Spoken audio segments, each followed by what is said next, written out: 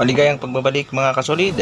Gaano kaya katotoo ang balita nga Casimiro will face the winner of Inoue and Luis Neri? Mga Japanese promoter at Bob Aroma, pinagbigyan na nga ba ang ating pangbatong si Cuadro Alas, General Casimiro? Yan ang ating pag-uusapan.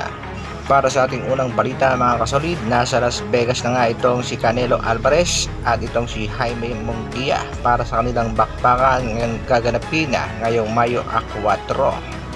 Hati nga ang prediksyon ng mga boxing fans at may mga nagsasabi nga isa raw big upset ang mangyayari dito kay Canelo Alvarez. Kaya abangan na lang natin mga kasolid ang bakbakang Canelo Alvarez kontra Jaime Munguia. Samantala, Chopimo Lopez, tinarget na rin itong si King Ryan Garcia at gusto nga daw niya itong makalaban kahit sa catchweight na 145. Chopimo Lopez has called for a potential fight versus Ryan Garcia in September or December. It doesn't necessarily have to be at my weight class. It could be a catchweight.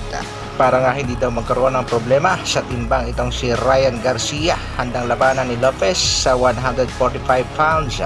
Kagad namang pumabor itong si Bob Arum sa potensyal na labang Chopimo Lopez kontra nga dito kay King Ryan Garcia ng Golden Boy promotion. Papayag talaga itong si Bob Arum dahil alam nitong malaking pera pag si Ryan Garcia ang nakalaban. Sa kabilang balita naman mga kasolid, marami ang nagtatanong bakit hindi ma-anunsyo ang laban ng ating pangbatong si Cuadro Alas, General Casimiro. Kitang-kita naman natin na porsigido na at focus na sa training ang ating pangbatong si Angas ng Pinas. Ang kadahilan na pakinggan natin ang naging pahayag ni Kuya Lods Jason Casimiro. Pero yun nga, kaya nga hindi pa sinasabi kasi may laban pa po si Inoue.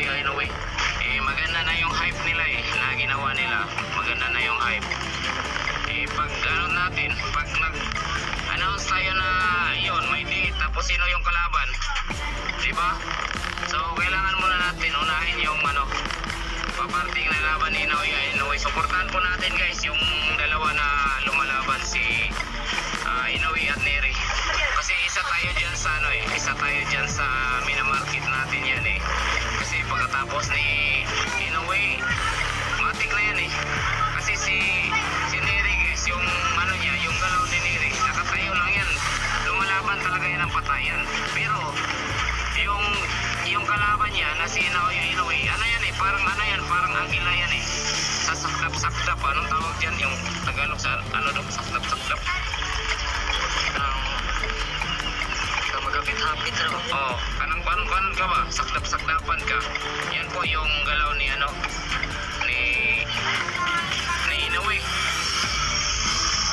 Ito po yung masasabi ko guys, pag naglaban na sila Neri at Inoue, pusta po kayo kay Inoue.